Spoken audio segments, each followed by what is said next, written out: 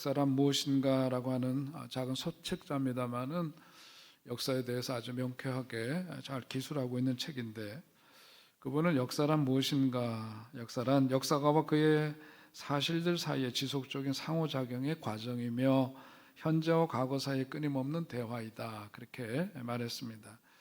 좀 낯선 단어이긴 합니다만은 한마디로 그분이 얘기하는 게 역사란 뭐냐, 현재와 과거 사이에 끊임없는 대화다, 그렇게 말합니다. 우리는 역사를 통해서 배우고 또 역사를 통해서 그 배움을 통해서 그런 진보된 삶을 살아갈 수가 있는 법이죠.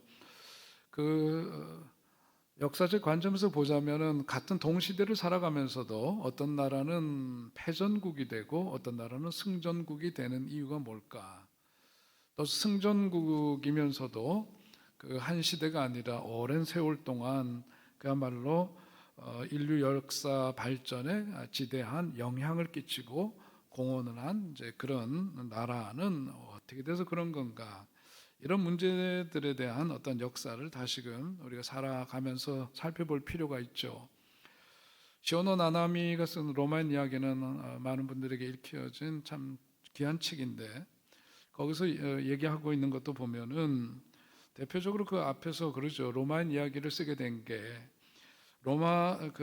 중국 같은 경우에는 미래를 내다보면서 개방보다는 담을 쌓았고, 이집트는 국민의 그 백성들의 피를 흘리면서 자기가 죽은 다음에 영원히 살 것으로 여긴 그런 무덤을 만드는 데 힘을 쏟았다면, 로마는 세계를 열어가는 길을 놓았다, 그러면서 그분이 그 책에서 기술하고 있는 게 이거죠. 지성에서는 그리스인보다 못하고, 체력에서는 켈트족이나 게르만족보다 못하고, 기술력에서는 에트루리안보다 못하고, 경제력에서는 카르타고인보다 뒤떨어졌던 로마인이, 이들 민족보다 뛰어난 점은 무엇보다도 그들이 가지고 있었던 뭐냐?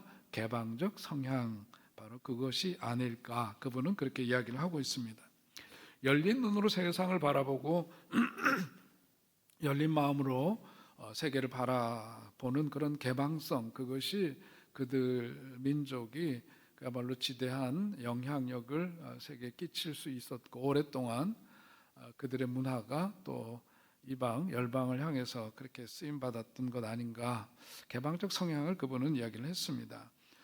오늘 성경 말씀을 보면서도 우리가 이 시대를 같이 살아가면서 우리에게 맡겨주신 사명을 통해서 우리 믿음의 사람들은 하나님의 영광을 위해서 살아간다고 하는데, 오늘 우리 믿음의 사람들에게 있어서도 그런 이야기들, 로마인 이야기만 있는 게 아니라 나의 이야기가 있고 우리 가정의 이야기가 있고 또 우리 교회의 이야기가 있을 줄 압니다.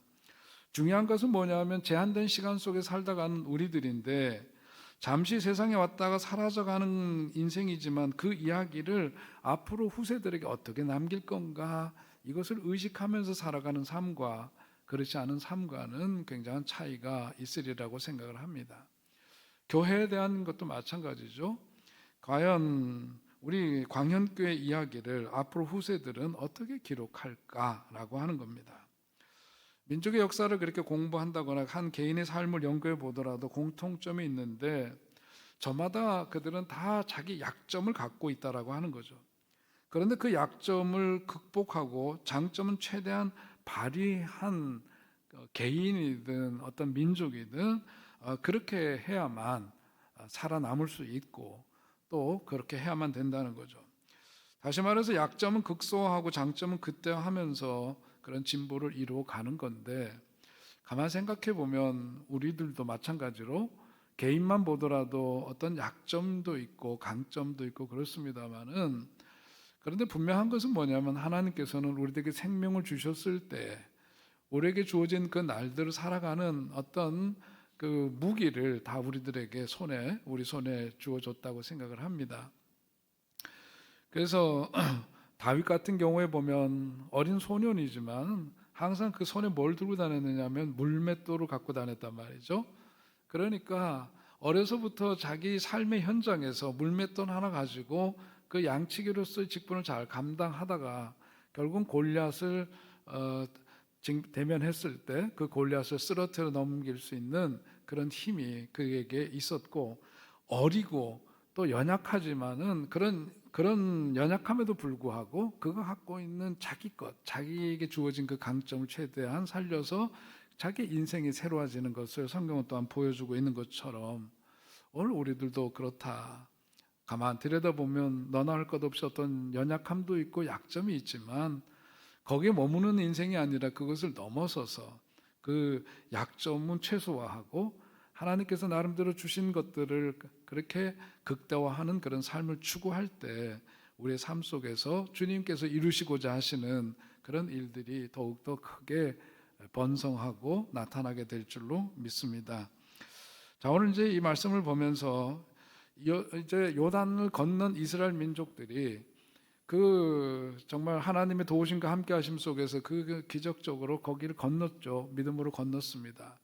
그리고 난 다음에 일어난 일을 우리에게 전해주면서 그들이 어떻게 그 약속의 땅에 들어가서 그야말로 약속된 땅이지만 그냥 접수하는 땅이 아니라 전쟁을 치르면서 그 땅을 차지해야 되는데 그들이 어떻게 그 승리의 길을 걸어갈 수 있었는가 하는 것을 오늘 말씀은 우리에게 제시해주고 있습니다. 일종의 그 믿음 성공의 법칙이랄까 이런 것을 우리에게 제시해주고 있는데 오늘 본문을 통해서 우리에게 주시는 메시지 첫 번째는 뭐냐 하면 그들이 그 땅을 그냥 접수할 수 있는 게 아니라 싸워야 되는 상황 속에 있는데 그런데 그 이전에 뭐냐면 그들이 갖고 있었던 전략 중에 하나는 좋은 소문, 다시 말해서 이스라엘 민족이 얼마나 무섭고 강한 군대인지를 소문을 퍼뜨리는 작전, 그런 전략이 그들에게 있었다라고 하는 겁니다. 그 소문의 핵심은 다른 게 아니라 하나님이 이스라엘 편이라고 하는 것을 분명하게 전달해 주는 것이었어요. 더군다나 하나님이 함께하는 이스라엘이 가는 길을 가로막으면 철저하게 망하리라고 하는 그런 소문이 퍼졌고 그래서 이제 그 땅을 차지하는 데 있어서 앞서 나간 그런 소문이 결국 그들로 하여금 그 땅을 차지하는 데 크게 기여하는 길이 될 수 있었음을 성경은 보여주고 있습니다. 오늘 이 이야기를 우리가 본문을 통해서 보면서 우리도 살아가면서 그렇죠. 이게 보면은 사실은 전술적이고 전략적인 건데 거짓에 기초한 것은 금방 들통이 나게 되어 있습니다. 사실에 기초한 이야기죠. 그 사실에 기초한 이야기를 소문을 퍼뜨려서 결국은 그 땅을 차지하는 데 있어서 그 첩경을 걷게 되는데 이것은 신앙의 눈으로 보자면 일종의 영적 전쟁에 해당되는 것이라고도 할 수 있습니다. 그러니까 우리가 신앙생활에 있어서 소문의 중요성을 얘기해 주고 있는 거예요. 예수 믿는 사람들은 어디서나 누가 보더라도 하나님이 함께 하신다는 소문이 나는 그런 사람들이 되어야 할 줄로 믿습니다. 그런 사람이 되시기를 주의 이름으로 축원드립니다. 예수 믿는 사람인데 요즘은 어디 가서 자기가 예수 믿는 사람이라고 하는 것을 밝히기를 주저하죠. 그것을 어디서든지 숨기는 경우들이 많다고 합니다.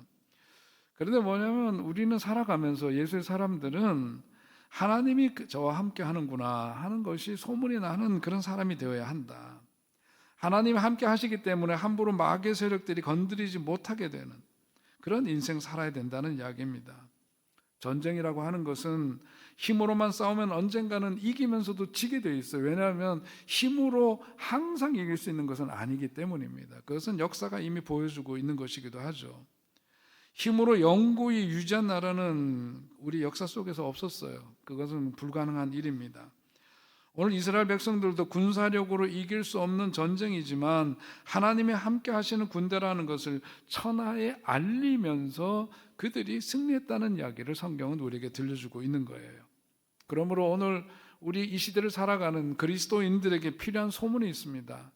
하나님이 함께 하신다는 것, 그래서 우리의 삶 속에서 십자가가 승리한다는 이야기, 사랑에 의한 그런 승리의 이야기, 은혜의 승리의 이야기들이 오늘 성도들의 삶을 통해서 많은 사람들에게 전파되는 그런 은혜가 있어야 될 줄로 믿습니다. 소문이 참 중요한 거예요. 교회도 그렇습니다. 교회도 그래요. 지난주에 제가 책을 받았는데 현장에 답이 있다라고 하는 책이 저기 왔어요. 저기 이제 뭐냐면은 CBS에서 지난번에 우리 교회를 취재해서 뉴스 시간에 우리 교회에 대한 소개를 한 일이 있는데 그동안 저 프로그램을 담당하고 있던 이제 PD가 이번에 이제 퇴직을 한답니다. 은퇴를 하는데 정년이 되어서 은퇴를 하면서 그동안 이제 방송에 나갔던 140개 교회가 있는데 그래도 정말 대한민국 이 넓은 판에서 그 많은 교회 가운데서 140개 교회를 추렸는데 그 중에서도 또 88개 교회를 추려가지고 소개하고 있는 바로 그 책이에요. 저기에 우리 교회 이야기가 담겨져 있습니다. 88개 교회 이야기 가운데 우리 하나이지만은 참 감사하고 한편으로 좀 자랑스럽다는 생각이 듭니다. 여기 보면 이렇게 되어 있어요. 세상을 품은 88개의 진심, 교회가 사랑으로 살아낸 팔팔한 이야기들, 그래가지고 88개 교회를 소개하고 있는데 이 그 책 아까 겉표지를 보셨습니다만은 거기 겉표지에 이렇게 쓰여져 있죠. 우리 동네 우리 교회에서 만난 140개 교회 중에 88개 그 교회, 그 이제 88개 교회만 담았기 때문에 그렇게 표현했어요. 88개 교회는 어둠 속에 빛을 비추고 절망 속에서 희망을 심고 있었습니다. 아이들에겐 꿈을 심고 이웃의 아픔을 어루만지며 세상 속에서 하나님의 사랑을 실현하는 그들의 이야기는 한국교회가 여전히 소명을 다하고 있음을 보여주고 있습니다. 그렇게 쓰여져 있더라고요.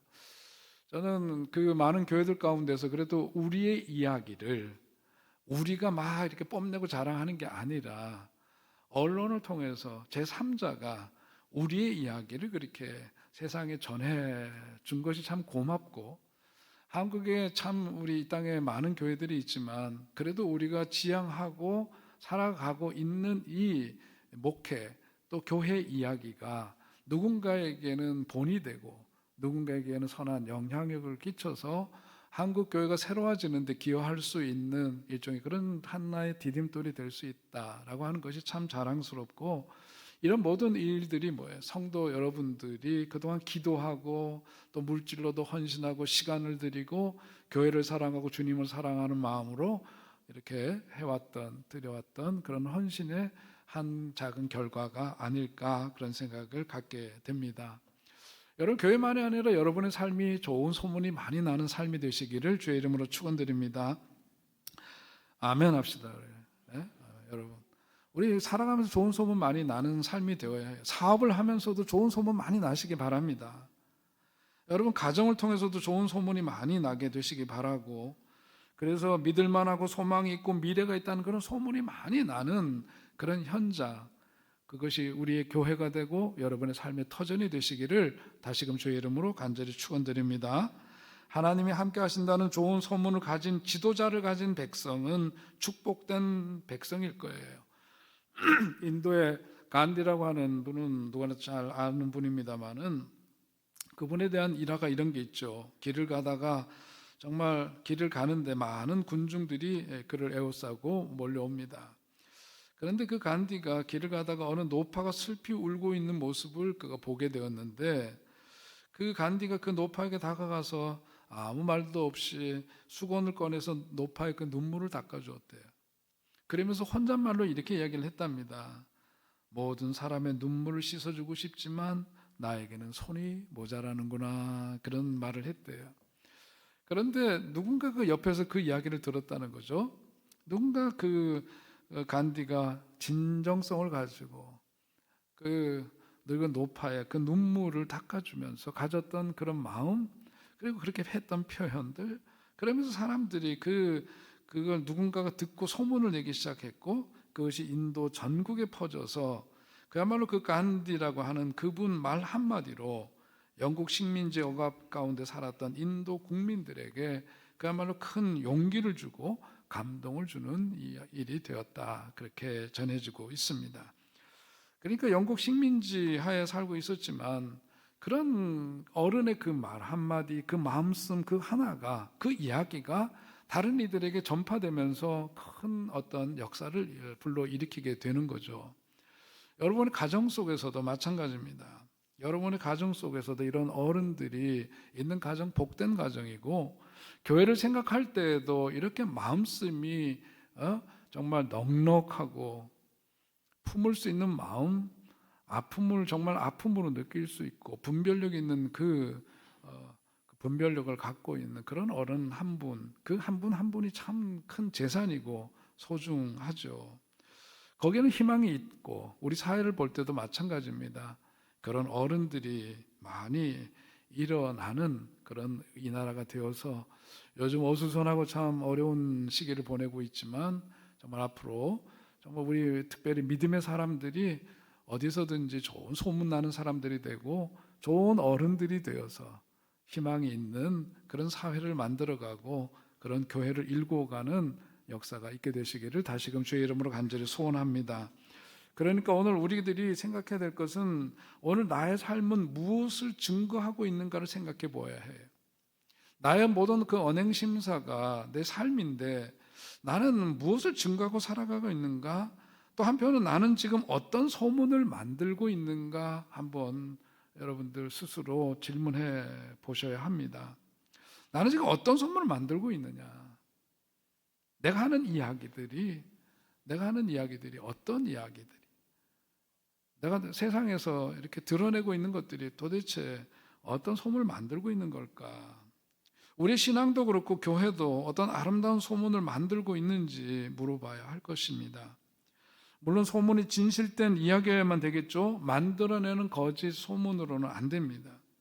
하나님 함께 하신다는 살아있는 소문이 나야 하는 거고 바로 거기에 참 믿음의 승리가 있게 된다는 것을 꼭 믿으시기 바랍니다. 우리 교회도 가나안 약속의 땅으로 계속 전진해야 합니다. 하나님 사랑과 은혜의 소문나는 그런 교회를 더욱더 힘써 일궈가는 저 여러분의 삶이 될 수 있기를 주의 이름으로 간절히 부탁을 드립니다.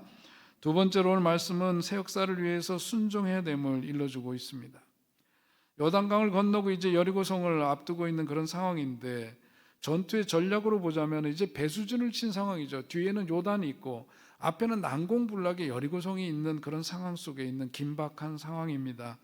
그런데 기가 막힌 일이 벌어지는데 그것은 뭐냐면 하나님이 앞으로 나아가 싸워야 될 그런 긴박한 상황에 여호수아를 통해서 하나님이 하신 말씀은 뭐냐면 할례를 행하라 하는 그런 말씀이었어요.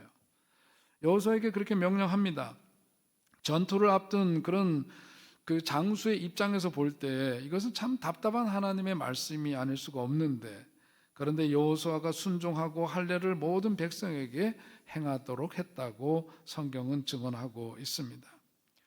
우리 예수 믿는 그 신앙이라는 게 그렇죠. 예수 믿는 것이 정말 때때로 사람의 상식으로는 이해되기 어려운 경우들이 참 많은데 바로 오늘 이제 본문 말씀에 해당되는 게 바로 그런 상황이죠.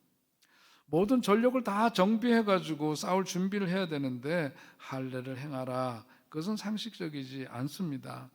그렇게 행하게 되면은 이 전투를 앞둬야 되는 이 군인들이 이 남성들이 전부 다 한 주일 최소한 한 주일 정도는 이렇게 전투에 임할 수가 없죠. 행동하는 게 부자연스럽고 또 아픈 그런 상황에서 정말 이거는 있을 수가 없는 일입니다만은 오늘 성경이 증언하고 있는 것은 그럼에도 불구하고 그들은 순종했다. 성경은 전하고 있습니다. 여러분 그러니까 우리가 살아가면서 자기 재주로 살면 안 되고요. 자기 실력과 능력으로만 세상 사는 것 아님을 알아야 합니다.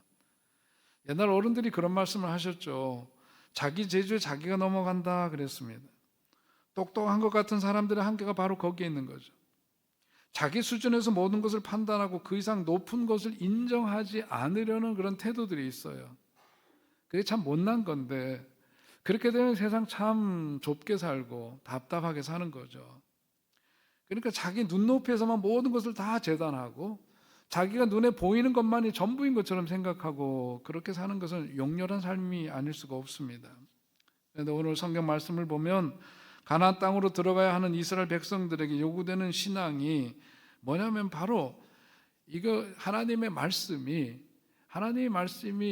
내가 갖고 있는 어떤 그 이해 관점에서 보자면 이해하기 참 어렵지만 그러나 그들은 어떠냐? 고집스럽게 어떻게 보면은 정말 그 곁눈질하지 않고 하나님께서 하신 말씀을 고지식하게 그렇게 믿고 따랐다라고 하는 거고 바로 그 다음의 이야기는 어떻게 이어지느냐 하면 바로 그것에 토대해서 전쟁에 나가고 결국은 여리고성에 함락되는 이야기로 그 다음에 계속 그 이야기가 이어지고 있음을 보게 됩니다.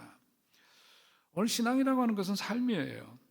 살아가면서 하나님의 그 사랑을 확실히 믿어서 담대하게 사는 것이고, 그 은혜에 감사해서 하나님이 기뻐하시는 뜻이 무엇인지를 알아서 살아가는 것이고, 그렇기 때문에 신앙생활이라고 하는 것은 뭐 복잡한 게 아니라 단순해져야 합니다. 하나님 말씀에 대해서 정말 고집스럽고 고지식하게 말씀 그대로 말씀을 믿고 쫓아가 사는 것, 바로 그것이 신앙생활이고, 그런 삶에는 하나님께서 무엇을 주신다?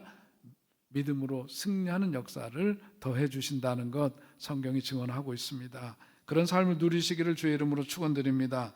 우리가 지금 예배를 드리고 있지만 예배를 드리는 중에도 마음 가운데 우리 마음속에 불편한 감정이라든지 미움이라든지 어떤 문제가 해결되지 않아서 무거운 마음이라든지 그런 것들이 있을진데, 그런 것들 가만히 생각해 보면은 사실은 뭐냐면 하나님 앞에 예배드리러 와서도 그런 마음 한복판에 있다면은 그 중심에 뭐가 있다는 얘기죠? 하나님이 아니라 누가 있다는 얘기예요?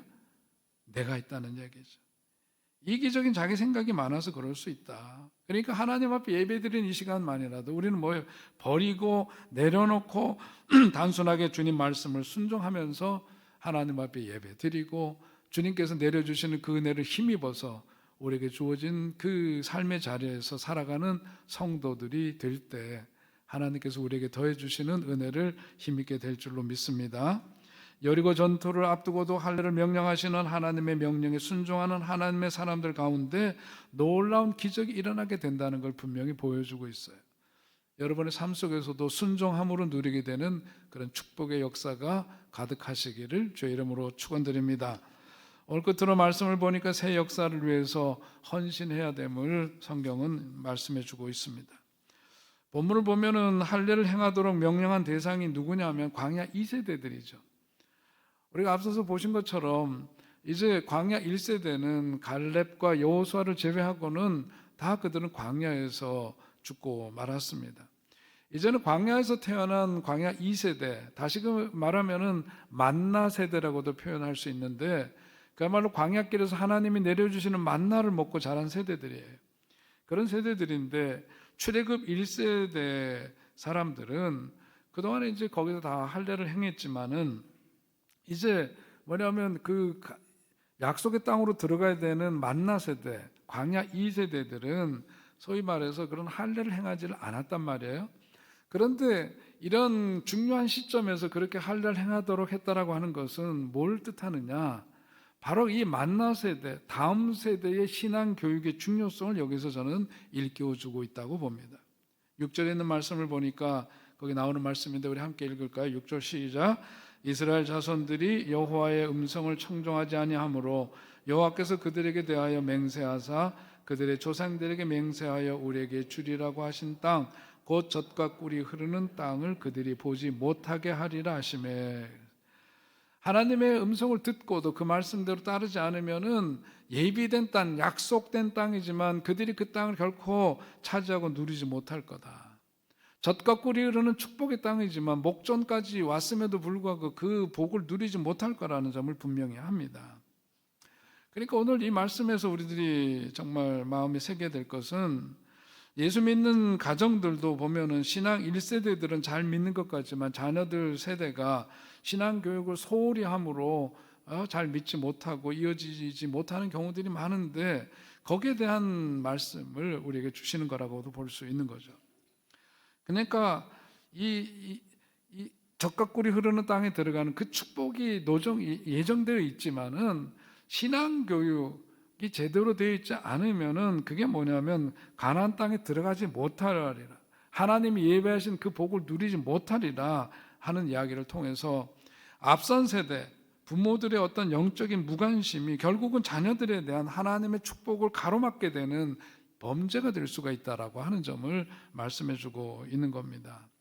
그래서 성경에 보면은 엘리 제사장의 경우에도 그가 한 시대에 쓰임 받았던 제사장이었지만은 2세 신앙교육 못 해가지고 그 가문이 멸망하는 그런 이야기를 사무엘서에서 보면은 우리에게 들려주고 있고, 롯 같은 경우에도 자녀들에게 영적 권위를 얻지 못해서 그 가문이 부끄러운 가문이 되었던 것을 성경은 보여주고 있습니다.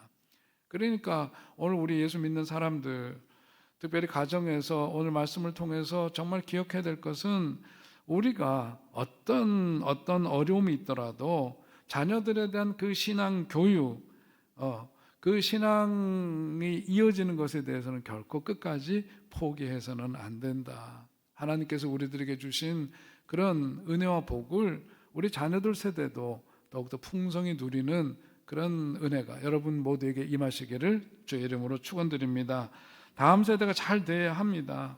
광야 2세대들이 모두 할례를 받도록 함으로써 이제 그것을 교육시키는 거죠. 저는 그리고 그걸 통해 가지고 기억시키고자 하는 그런 노력이 있었다고 봐요.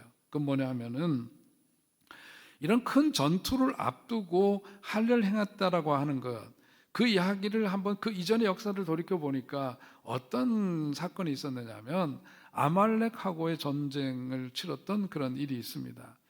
광야에 들어서 가지고 훈련되지 않은 그런 사람들인데 아말렉과의 전쟁을 벌이는데 그 전쟁에서 일어났던 일이 다른 게 아니죠. 모세 할아버지가 손을 들어서 기도할 때에 이스라엘이 승리하였고 모세의 팔이 내려가면은 그들 싸움이 밀리게 되는 그런 경험들을 앞서서 했습니다. 그래서 아론과 훌이 옆에서 그 모세의 팔이 기도의 손이 내려오지 않도록 붙들었던 그 사건을 성경은 전하고 있는데 그걸 통해서 보여줬던 것도 뭐냐면 이 전쟁이 군사의 수로 이기는 것 아니고 어떤 군사력, 어떤 그 능력이 있는 게 아니고 전쟁의 승패는 누구에게 있느냐 하나님께 있는 거다라고 하는 교훈을 그들이 그 광야길에서 그들이 몸으로 배웠는데 오늘 이제 광야 2세대들에게도 각인시키고자 하는 건 그런 거죠.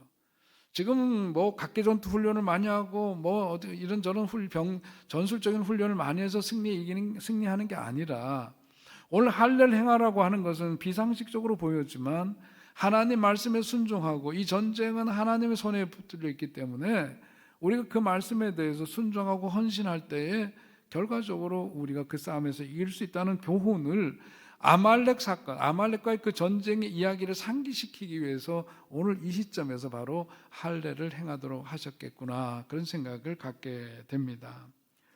오늘 그렇습니다. 우리 자녀 교육도 마찬가지인데 여러분의 자녀들이 세상에 나가서 싸우면서 살아가는데 내 실력, 내 능력으로 싸우는 싸움이 아니라 기도의 힘으로 승리한다는 것임을 깨닫게 한다면 바로 그것이야말로 참다운 축복이 아니겠어요? 우리의 자녀들이 훗날 세상 싸움 싸우다가 오늘 나의 싸움의 승리는 내 아버지, 내 어머니, 우리 부모님들이 정말 손을 높이 들고 기도하며 싸워서 승리하게 하신 그 싸움의 결과라고 하는 것을 기억할 수 있다면 그 삶이야말로 얼마나 복된 삶일까. 여러분들이 그런 삶의 주인공들이 되시기를 주의 이름으로 축원드립니다. 여러분 그런 삶을 산다면 우리가 이 세상 떠날 때에도 얼마나 정말 자족하면서 떠날 수가 있겠습니까? 말씀을 가르치고 기도하는 법을 가르쳐야 하고 그래서 우리 청년부 수련회 하면서도 그거죠. 함께 기도하는 거, 훈련하는 거고요. 기도하는 은혜를 누리는 거고 기도했을 때 응답받는 그런 즐거움도 맛보면서 신앙생활이라고 하는 것이 얼마나 하면 할수록 우리들에게 정말 힘이 되고 기쁘고 감사한 일인지를 이런 걸 통해서 자꾸 이렇게 누리도록 돕는 거죠. 기독교 역사에 보면 템플 감독이라고 하는 영적 지도자가 있는데 그분에 대한 일화가 있습니다. 그분이 그 유명한 영국 캠브리지 대학에 가가지고 설교를 하기로 됐는데 세계적으로 그야말로 유명한 석학들 앞에서 무슨 설교를 할까 고민하다가 그분이 설교 제목 주제를 뭘로 정했냐 기도에 응답하시는 하나님이라고 하는 제목을 가지고 설교를 했답니다. 설교를 마치고 이제 예배가 끝난 다음에 내려오니까 어떤 젊은이가 당돌하게 그 목사님에게 이렇게 말하더래요. 목사님, 지금이 어떤 시대인데 기도가 응답된다고 설교를 하십니까? 기도가 응답되는 것은 우연이겠죠. 어쩌다가 그렇게 되는 거죠. 그래서 우연의 일치라는 말이 있지 않습니까? 기도는 응답되는 게 아니고 우연히 그저 그렇게 요행으로 되는 것 아니에요? 그러면서 당돌한 질문을 했다는 거예요. 그런데 그 템플 목사님이 한 이야기는 그 청년의 말을 듣고 답하면서 이렇게 말을 했다는 거죠. 그래, 청년의 말도 일리가 있어요. 그런데 이상한 것은 기도하면 우연이 자주 생기고 기도를 안 하면 우연이 안 생기는 거야. 그래서 나는 기도하는 거라네. 기도가 응답되는 것이 우연이든 아니든 기도하면 응답이 오기 때문에 기도가 중요하네. 그렇게 답을 했대요. 기도하지 않으면 생각으로만 살아가는 사람이 된다는 겁니다. 그거 어떻게 해? 그게 전수가 되어야 돼. 자녀들에게 가르쳐 줘야 돼. 자녀들이 체험할 수 있게 도와줘야 돼. 기도하면 영으로 살아가는 사람이 된다는 거죠. 생각이 없이 살면은 그냥 육체만 사는 것가 되는 건데, 생각을 넘어서는 어떤 그 기도의 사람이 되어야 한다. 그래야 내 인생 살아가면서 내 실력으로 내 능력으로만 살아가는 인생이 아니라는 건 알아야 되고, 하나님께서 도와주심으로 인해서 그 인생이 얼마나 복된 인생이고 참으로 귀한 인생이 되는지 그것을 깨닫는 자녀들이 되어야 한다는 겁니다. 할례라고 하는 것은 여러분 아시는 대로 하나님께서 하나님의 백성으로 삼아주신다는 일종의 증표예요. 그러니까 그들은 전투를 앞두고 자녀 세대죠, 만나 세대에게 그것을 심어주는 겁니다. 하나님의 백성임을 그들로 하여금 깨닫고 그것을 분명히 선언하게 하는 거예요. 지난날에 어떤 허물과 굴레를 다 벗어버리고 새로운 땅에서 새로운 출발을 하기 위해서는 이러한 헌신이 필요하고 하나님의 말씀에 순종해서 행하는 이런 결단이 요구된다는 것을 보여주고 있습니다. 오늘 우리도 이 시대를 살아가면서 정말 많은 소리를 듣게 되고 또 우리 신앙을 지키며 살아간다는 것이 그렇게 만만한 일이 아닙니다만은 오늘 주신 말씀 의지해서 우리가 하나님의 말씀대로 고집스럽게 순종하며 살아가기를 힘쓰고 주께서 말씀하시는 대로 우리 헌신을 주의 뜻대로 다할 때 우리 삶을 통해서 그야말로 하나님이 함께 계시는 삶이 어떠한 삶인지를 많은 사람들에게 알려주는 축복의 통로가 되고 좋은 소문나는 그런 삶을 살아가는 주인공들이 바로 여러분이 될 수 있으리라고 믿습니다. 그런 삶을 살아가는 여러분 모두가 되시기를 주의 이름으로 축원드립니다. 존귀하신 하나님, 사랑과 은혜를 감사합니다. 오늘도 주님 주신 말씀 의지해서 하나님 주어진 시간들을 내 마음대로 자양자재하며 살지 않도록 인도해 주시고 주님께서 함께 하시는 삶 그 속에서 빚어지는 이야기들을 통해서 하나님 영광 받아주시고 그야말로 좋은 소문나는 삶을 살아가는 우리들 되게 하여 주시옵소서. 우리가 항상 말씀 가운데 거하는 삶이 되어서 주의 말씀에 순종하는 이들 되게 하시고 주께서 말씀하시는 대로 헌신하여 예비하신 은혜와 복을 우리가 마음껏 누리며 살아가 그야말로 젖과 꿀이 흐르는 약속의 땅에서 저들의 삶이 복되게 살았던 것처럼 오늘 우리의 삶도 그런 삶을 누리며 살아갈 수 있도록 은혜 위에 은혜를 더하여 주시옵소서. 감사드리며 예수님의 이름으로 기도하옵나이다. 아멘.